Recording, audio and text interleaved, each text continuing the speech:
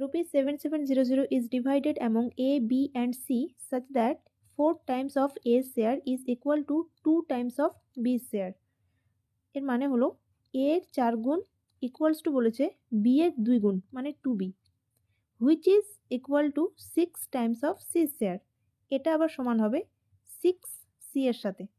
ঠিক আছে, এখানে বলেছে এবার what is the share of B. এখানে তাহলে এই টাকার মধ্যে বি এর অংশ কতটা এটা বার করতে হবে। তাহলে এখান থেকে এই যে ইকুয়েশনটা পেলাম 4A equals to 2B equals to 6C, এখান থেকে আমি যদি A is to B is to C এই অনুপাতটা বার করে নিই তাহলে এখান থেকে বি এর আনুপাতিক ভাগার করে বি এর অংশটা পেয়ে যাব। তাহলে এই দুটো থেকে আগে A বাই বি যদি বার করে নিই তাহলে পাবো এখান থেকে A বাই বি তার মানে 2/4 আসবে, 2/4 মানে 1/2 আর এই দুটো থেকে বি বাই সি বার করে নিচ্ছি, B by C equals to তাহলে দুইটা এদিকে যাবে 3/1।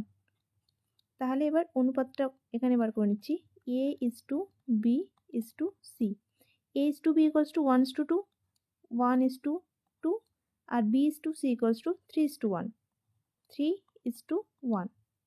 এবার এই ঘরগুলো ফিল করব, এখানে যেই সংখ্যাটা থাকে সেই সংখ্যাটাই বসে এখানে, তাহলে এখানে বসবে 2 আর এখানে সংখ্যাটা বসে এর পরের যেটা সংখ্যা থাকে মানে এখানে বসবে 3। ঠিক আছে, এবার এগুলো কলাম বরাবর গুণ করে দিতে হয়। তাহলে 3 × 3 ইজ টু 3 দুগুণে 6 ইজ টু 2 × 2। এই অনুপাতটা হলো A is to B is to C এর অনুপাত।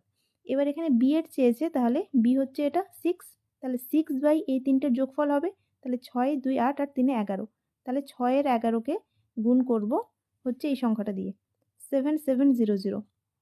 ঠিক আছে, তাহলে অ্যাকচুয়ালি এটা নিচে লিখে নিচ্ছি 6 এর 11 ইন্টু 7700, তাহলে এটা হয়ে যাবে 700, তাহলে এটা হবে 4200, 4200 টাকা। 4200 টাকা আছে অপশন সিতে, তাহলে বি এর শেয়ার হবে 4200।